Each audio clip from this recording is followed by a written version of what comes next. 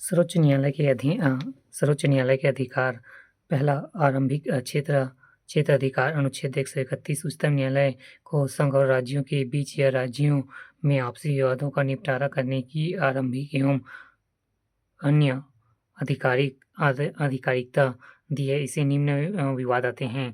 केंद्र विरुद्ध एक अधिकार राज्य, केंद्र एवं एकाधिक राज्य विरुद्ध एक अधिकारिक राज्य, राज्य विरुद्ध राज्य के विवादों का निपटारा। अनुच्छेद 32 के तहत रीट जारी करने की शक्तियां भी सर्वोच्च न्यायालय की आरंभिक अधिकारिता में आता है। दूसरा, अपील। उच्चतम न्यायालय के निर्णयों के विरुद्ध अपील सुनने का अधिकार। उच्चतम न्यायालय भारत के राज्य क्षेत्र में सभी न्यायालयों से अपील का सर्वोच्च न्यायालय है। इसमें निम्न मामले पर अपील की जा सकती है: संवैधानिक विषय, सिविल विषय, दंडिक विषय। उच्चतम न्यायालय की विशेष इजाजत। तीसरा, परामर्श। अनुच्छेद 143 मांगने पर राष्ट्रपति को परामर्श। चौथा, आदेश का पुनर्लोकन, रिवाइज ऑफ जस्टिसमेंट्स। उच्चतम न्यायालय को अपने द्वारा सुनाए गए निर्णयों या दिए गए आदेशों के पुनर्लोकन की शक्तियां। अनुच्छेद 137। पांचवा, न्यायिक पुनर्लोकन, जुडिकल रिव्यू। सर्वोच्च न्यायालय कोई अध्यादेश, कानून, नियम एवं उपनियम आदि की संवैधानिक का परीक्षण कर सकता है। इसी आधार पर हाल ही में संविधान का 99वां संशोधन मान्य किया गया। छठवां, अभिलेख न्यायालय, कोर्ट ऑफ रिकॉर्ड, जिसके आदेश सभी न्यायालयों में मान्य है तथा उसके साक्ष्य संदर्भ के रूप में स्वीकार किया जाता है। सर्वोच्च न्यायालय को अपने अवमान के लिए दंड देने की शक्ति है। न्यायिक पुनर्लोकन। भारत में संविधान सर्वोच्च है और सर्वोच्च न्यायालय संविधान का संरक्षण है। सर्वोच्च न्यायालय द्वारा संविधान की सर्वोच्चता की रक्षा करने की व्यवस्था न्यायिक पुनर्लोकन में निहित है। यदि विधानमंडलों द्वारा संविधान का अतिक्रमण किया जाता है, अपनी सीमा के बाहर कानून का निर्माण किया जाता है या मौलिक अधिकारों के विरुद्ध कानूनों का निर्माण किया जाता है, तो उसे सर्वोच्च न्यायालय असंवैधानिक घोषित कर सकता है। राज्य के संबंध में इस शक्ति का प्रयोग उच्च न्यायालय द्वारा किया जा सकता है। शासन की शक्ति पर अंकुश रखने तथा नागरिक अधिकारों की रक्षा का कार्य भी न्यायालय करता है। जनहित याचिका, IPIL।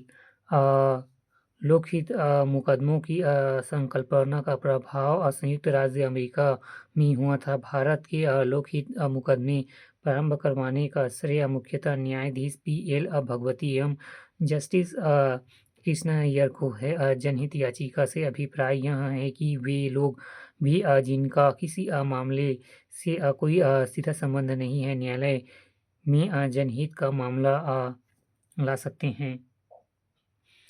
पत्रकारों, वकील तथा समाज सेवकों, यहाँ तक कि समाचार पत्रों की रिपोर्ट के आधार पर सर्वोच्च न्यायालय में अनेक जनहित याचिकाएं स्वीकार की है। इसमें लाभ यह हुआ है कि इससे समाज के निर्धन तथा कमजोर वर्गों को सुगमता से न्याय मिला। न्यायिक सक्रियता।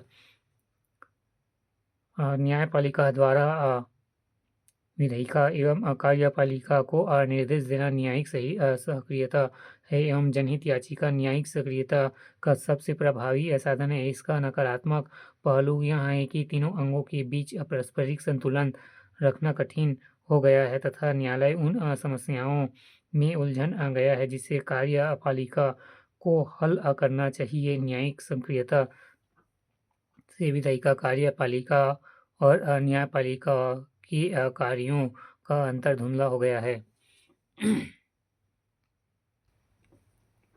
उच्चतम न्यायालय, हाई कोर्ट।